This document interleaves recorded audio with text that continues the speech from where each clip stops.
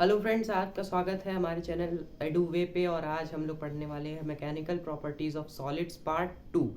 हम लोग ने पार्ट 1 में स्ट्रेन पूरा कवर कर लिया है। इलास्टिसिटी, प्लास्टिसिटी, डिफॉर्मिंग फोर्स, सारे टॉपिक हम लोग ने पार्ट 1 में क्लियर कर चुके हैं। अगर आपने पार्ट 1 नहीं देखा है तो डिस्क्रिप्शन बॉक्स में मैंने पार्ट 1 का लिंक दे दिया है, आप वहाँ से पार्ट 1 देखिए और फिर यहाँ पे आइए। तो आज का टॉपिक हम लोग जानते हैं। आज का टॉपिक है हमारा स्ट्रेन। तो स्ट्रेन क्या होता है? अब स्ट्रेन की हम लोग डेफिनेशन सबसे पहले जानते हैं। स्ट्रेन की डेफिनेशन क्या होती है?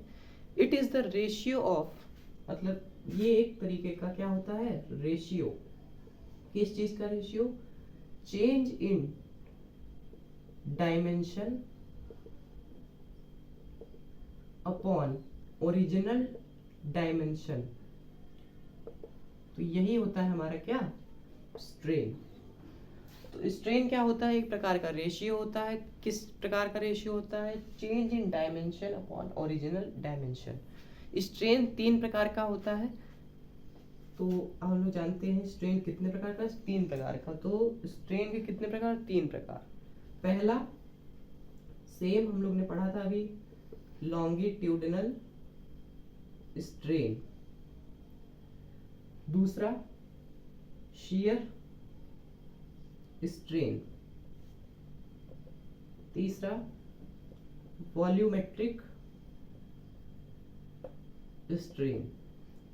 तो ये सेम एज इट इज, जैसे हम लोगों ने स्ट्रेस के टाइप्स पढ़े थे वैसे ही है, बस यहाँ पे स्ट्रेन आ चुका है।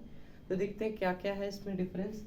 सबसे पहले हम लोग का लॉन्गिट्यूडिनल स्ट्रेन क्या होता है? लॉन्गिट्यूडिनल स्ट्रेन में हम लोग एक वायर कंसीडर कर लेते हैं जो कि L लेंथ का है, और इस पे हम लोग ने फोर्स लगाया, वही डिफॉर्मिंग फोर्स जो हम लोग ने पार्ट 1 में पढ़ा था, वही एक फोर्स लगाया। इस फोर्स लगाने के कारण ये जो है डेल्टा L बढ़ गया। तो अगर हमसे कोई पूछे कि इसका स्ट्रेन क्या होगा, तो स्ट्रेन हम लोग ने सीख लिया था कि यहाँ पे किसका रेशियो होता है, change in dimension upon original dimension. तो यहाँ कितने का चेंज हुआ? डेल्टा एल का चेंज हुआ। तो यहाँ डेल्टा एल लिख लो। और ओरिजिनल डायमेंशन कितनी थी, मतलब ओरिजिनल लेंथ कितनी थी? एल थी। तो बस लॉन्गिट्यूडिनल स्ट्रेन क्या हो गया? Delta L by L. तो ये हो गया हमारा क्या, लॉन्गिट्यूडिनल स्ट्रेन। अब हम लोग बात करते हैं शियर स्ट्रेन की। शियर स्ट्रेन, जैसे कि मैंने प्रीवियस लेक्चर में बताया था कि एक सिलेंडर लेंगे और सिलेंडर पे हम लोग एक टेंजेंशियल फोर्स लगाएंगे। टेंजेंशियल फोर्स मतलब एक स्पर्शीय फोर्स लगाएंगे, और इस टेंजेंशियल फोर्स के कारण ये जो सिलेंडर है वो एक एंगल पे ऐसे मुड़ जाएगा, और ये एंगल हम लोग ने माना था थीटा। तो इस थीटा और ये कितना मुड़ा है, यहाँ पे हम लोग मान लेते हैं ये डेल्टा एल मुड़ा था, ये डेल्टा एल मुड़ा है। और ये डेल्टा एल मतलब यहाँ पे पहले प्रीवियस कितनी थी, एल लेंथ थी, और ये डेल्टा एल ऐसे टिल्ट हो गया। तो डेल्टा एल अपॉन में इसका भी एल आ जाता है, और ये किसके इज इक्वल टू में होता है? टेन थीटा के इज इक्वल टू में होता है। लेकिन यहाँ पे एंगल बहुत स्मॉल बनता है, इसी वजह से हम लोग टेन थीटा को नहीं मानते, हम लोग इसको मान लेते हैं theta is equal to delta L by L. तो ये हमारा हो गया इस शियर स्ट्रेन। ये एग्जांपल हो गया शियर स्ट्रेन का। अब तीसरा मानते हैं वॉल्यूमेट्रिक स्ट्रेन का। वॉल्यूमेट्रिक स्ट्रेन हम लोग ने पढ़ा था वॉल्यूमेट्रिक स्ट्रेस, अब हम लोग पढ़ने वाले हैं वॉल्यूमेट्रिक स्ट्रेन। तो इसका एग्जांपल मैंने आपको दिया था कि एक पार्टिकल आप लोग ले लें, किसमें, पानी में एक पार्टिकल ले लें, और इस पानी वाले जो पार्टिकल में सारी तरफ से हम लोग डिफॉर्म, मतलब सारी तरफ से फोर्स ही लग रही है इस पे। तो सारी फोर्स इसको क्या करेंगी, कंप्रेस करेंगी, और कंप्रेस करेंगी तो इसका एरिया जो है वो कम हो जाएगा, इसका वॉल्यूम जो है वो कम हो जाएगा। तो ये था हमारा इनिशियल वॉल्यूम, ये वाला इनिशियल वॉल्यूम, और ये हमारा क्या हो गया, फाइनल वॉल्यूम। तो अब इसका हम लोग वॉल्यूमेट्रिक स्ट्रेन क्या करेंगे, वॉल्यूमेट्रिक स्ट्रेन मतलब ये डेल्टा वी अपॉन में वी। तो यहाँ पे जो डेल्टा वी आएगा वो डेल्टा वी नेगेटिव आएगा। क्यों आएगा नेगेटिव, ये भी एक क्वेश्चन, कि इस वजह से नेगेटिव आएगा क्योंकि हमारा जो फाइनल वाला जो वॉल्यूम है वो फाइनल वॉल्यूम कम है, क्योंकि ये कम करेगा ना, सारी तरफ से फोर्सेस लग रही हैं, तो इसका जो है सारी फोर्सेस लगेंगी तो ये क्या, कम हो जाएगा, इसका वॉल्यूम कम हो जाएगा। और वॉल्यूम कम हो जाएगा तो इसका जो वॉल्यूम की जो वैल्यू है वह कुछ इस प्रकार होगी। देखिए ये फाइनल वॉल्यूम हमारा छोटा रहेगा और इनिशियल वॉल्यूम बड़ा रहेगा। तो जो बड़े में से अगर आप छोटे में से बड़े को घटाएंगे तो क्या होगा, नेगेटिव साइन आ जाएगा। तो इसी वजह से हम लोग इसको ऐसे लिखते हैं डेल्टा वी अपॉन में वी।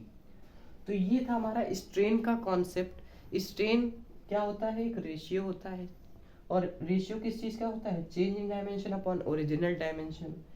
इसके 3 प्रकार होते हैं, longitudinal strain, shear strain, volumetric strain. तो अगला टॉपिक है, ये हो गया हमारा स्ट्रेन। अब अगला टॉपिक है हमारा हुक्स लॉ, और हुक्स लॉ से हम लोग पढ़ेंगे आगे मॉडुलस ऑफ रिजिडिटी। तो अगला टॉपिक है हमारा हुक्स लॉ। हुक्स लॉ क्या कहता है, हुक्स लॉ ये कहता है कि with in the elastic limit, लिख लीजिए इसको, with in the elastic limit strain या फिर स्ट्रेस बोलिए, stress is directly proportional to strain. तो ये है हमारी उसकी डेफिनेशन हुक्स लॉ की।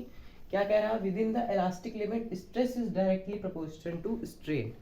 तो कुछ इस प्रकार होगा इसका, ऐसे stress directly proportional to strain. अब अगर हम लोग प्रोपोर्शनल का साइन हटाएंगे तो क्या होगा, स्ट्रेस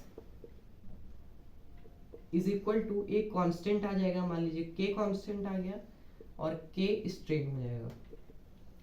अब इस स्ट्रेन को हम लोग इधर ले आएंगे, के जो बनेगा हमारे पास स्ट्रेस अपॉन में स्ट्रेन।